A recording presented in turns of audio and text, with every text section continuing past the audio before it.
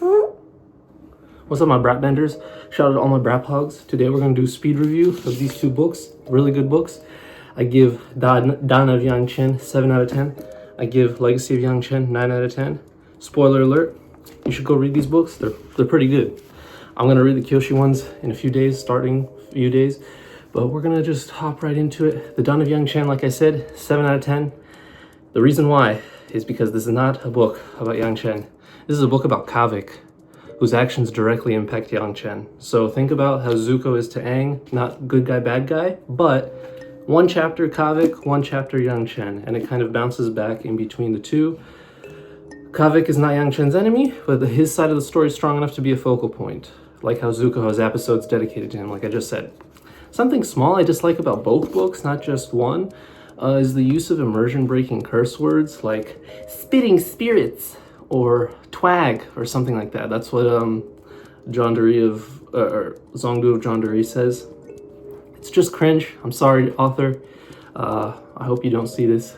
I understand that the age rating needs to be reeled back for Nickelodeon, but it takes me out of the story sometimes. Even in this alternate reality, a character would use...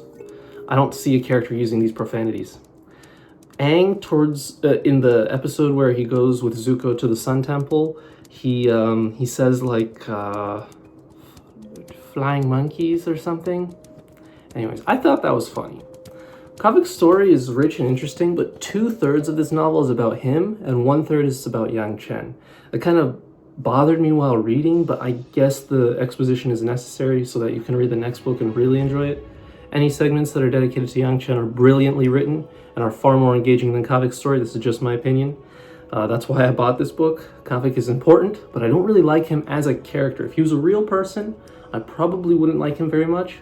This is a normal thing. You know, if you watch any series, you can say, this character, the way they're written, the way they behave, I don't like them if they were a real person and I had to interact with them. I formulated this opinion after reading both of the books, not just this one. Unnecessary details in a few situations, such as metaphors that use fictional animals or items that I as a reader don't know how they look or behave. Usually in the original animated series, if you combine a badger and a mole and you put them together, you kind of understand what that looks like. But in this book, there's sometimes fictional animals that I have no idea what they look like. I can't Google them. There's some room for interpretation, but it's difficult. The final act in this book is incredible and really intense. It happens very quickly though. Kavik becomes sidelined because he has his betrayal. So now we have a focus on Yangchen and her action sequence, and it's really cool. It gets misinterpreted by YouTube sometimes. They think that she does more forbidden techniques than she actually does. She has good self-control as a character.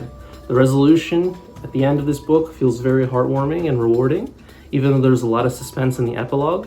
The White Lotus in these books feels a lot more deceitful and immoral. Given the conditions, it makes a little bit of sense. This is likely caused by the people in leadership. Iroh would definitely disapprove of the actions of Ayunerak in the age of money, as coined in this book. It's probably necessary to act more dishonorable and play a game of wits, but I dislike the White Lotus in this book, so I was expecting a last-second plot twist where they save the day from behind the curtains. Yangchen carried, as she should. She's the Avatar. They seem to seek out unanimity as a weapon and use it to leverage their abilities to stop certain people from gaining too much power. That's about the White Lotus.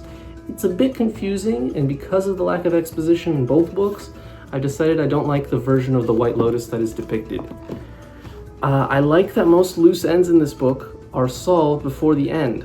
So as a reader, I don't feel like I'm missing information. I feel like at the end of this, I felt like this was a complete book. Now we're gonna move on to Legacy of Yangchen. This I give a 9 out of 10. Really good, very philosophical, very emotional, just like the animated show, at least towards the end. As I said, well, it should be implied that I love Avatar: The Last Airbender. Been watching it since I was maybe 7, maybe even earlier. And I didn't get the emotional and philosophical themes as a kid. When they put it on Netflix, I was 17. I still didn't get the emotional stuff or the philosophical stuff. Now that I have a fully formed frontal lobe, it all hits me like a truck. And that's what really got me hooked into wanting to read.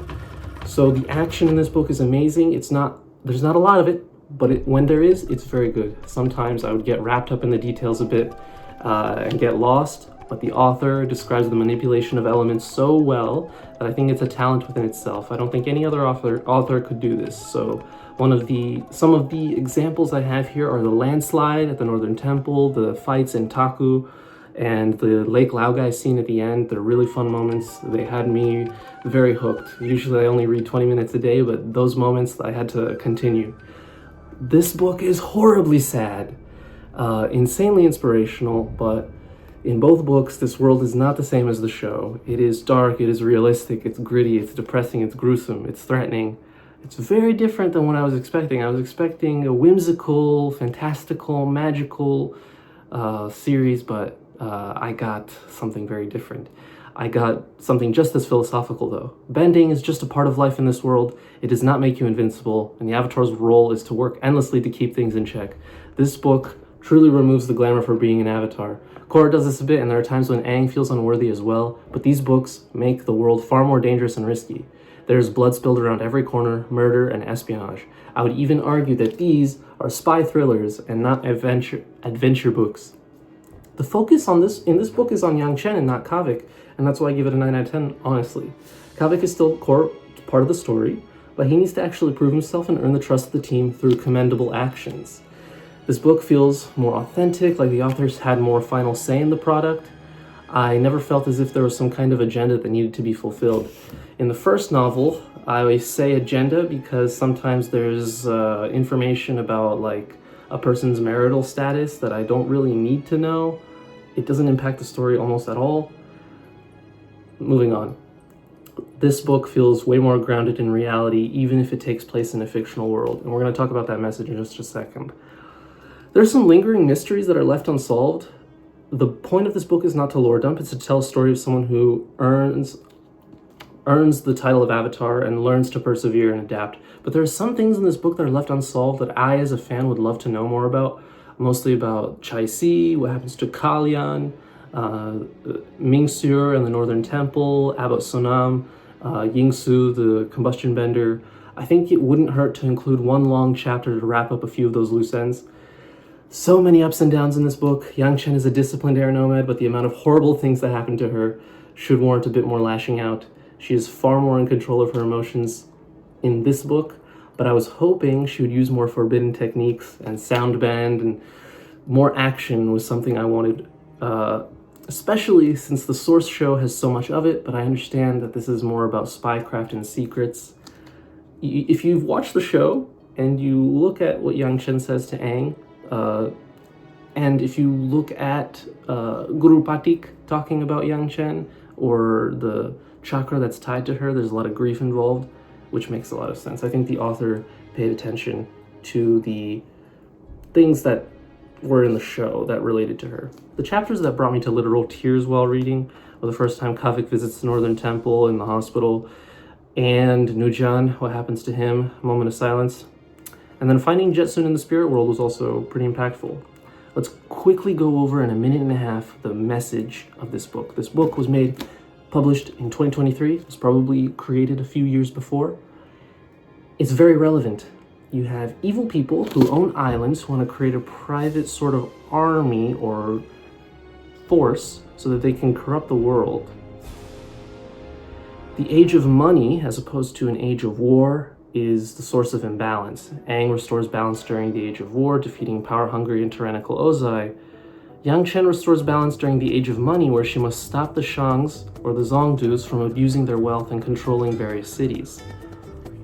Sounds very similar to the condition that we're in the current state of the world in 2026. Chai Si is basically the Big Jeffrey with her hidden islands and her plots to puppeteer the world powers. The problem with our world is we don't have a person or a group who enforces a moral code. Instead, the monsters in the real world are let loose. We don't have a Yangchen, we don't have an Avatar, we don't have a White Lotus. These real billionaires are just like the Zongdus in the book, and they don't take accountability and instead spit in the face of the law. Poverty is rampant and the distribution of wealth is completely out of balance. This is a very relevant novel for the time, and I appreciate it a lot. If you stuck with me till the end, consider liking and subscribing. I'm not going to post many videos, but Brap Bender out.